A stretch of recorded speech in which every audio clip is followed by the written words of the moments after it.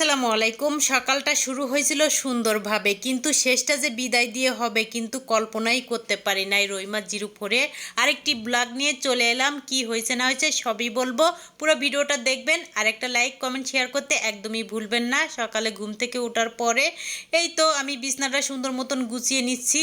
আমার সাথে শেষ মুহূর্তের খেলাটা খেলে গেল। এত খেলা আমার সাথে কোনোদিন আগে করি নাই। এই যে দেখছেন এত সুন্দর করে আমার সাথে খেলাধুলা করছে, তাকে বিদায় দিতে হয়েছে আমার মনের অজান্তে। আর এই যে দুপুরে লুডুস করে নিয়ে আসছিল আমার মামুনিটা, তাই এই জায়গায় দুষ্টামি করতেছিলাম। তখনও কিন্তু আমাদের মনটা অনেক ভালো ছিল। আমার হাতের শেষ খাবার ছিল জাকারিয়ার লুডুস। দেখেন কি সুন্দর করে সে এখানে লুডুস খাচ্ছিল। তখনও আমি বুঝতে পারি নাই যে সে আমাদের মাঝের থেকে হারিয়ে যাবে। এই যে দেখেন লুডুস খাবার পরে সে এইভাবে জানলা দিয়ে কখন চলে গিয়েছে আর ফেরত আসি নাই। যে জায়গায় থাকুক ভালো থাকুক এই দোয়া করি।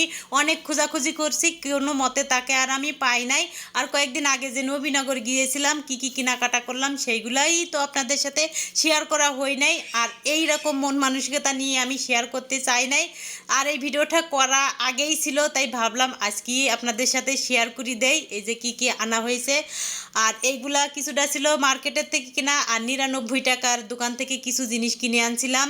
আর ওইভাবে আমি ভালো করে আপনাদের সাথে বলতে পারতেছি না, কারণ আমি ভয়েসটা যে সময় দিচ্ছিলাম তখন আমার অনেক খারাপ লাগতেছিল।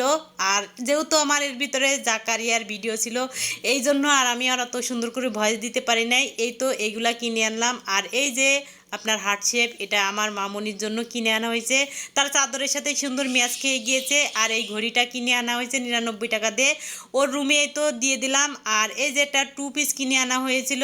আর কিছুটা ছিল আমার সংসারের জিনিস, আর কিছুটা ছিল তার জন্মদিনের গিফট। যাই হোক বিকেলে আমি রেডি হয়ে গেলাম। আর বরাবরের মতন তার বায়না থাকে আমার সাথে যাবে, তাই তাকে একটু আদর টাদর করে দিয়ে থুই এই তো আমি বেরিয়ে পড়লাম। আর আকাশটা মাশাল্লাহ দেখেন কত সুন্দর, দেখতেই খালি মন চায়, এত সুন্দর। আর মাদ্রাসায় আসার পরে দেখি যে সবাই ছুটি হয়েছে, ওদের এখনও ছুটি হয় নাই, ওদের একটু পরে ছুটি হয়। আর আমি যে কারেন্টের নিচেই দাঁড়িয়েছিলাম মনে হচ্ছিল তারটা পড়ে গেলে একদম আমি ডেট হয়ে যাব।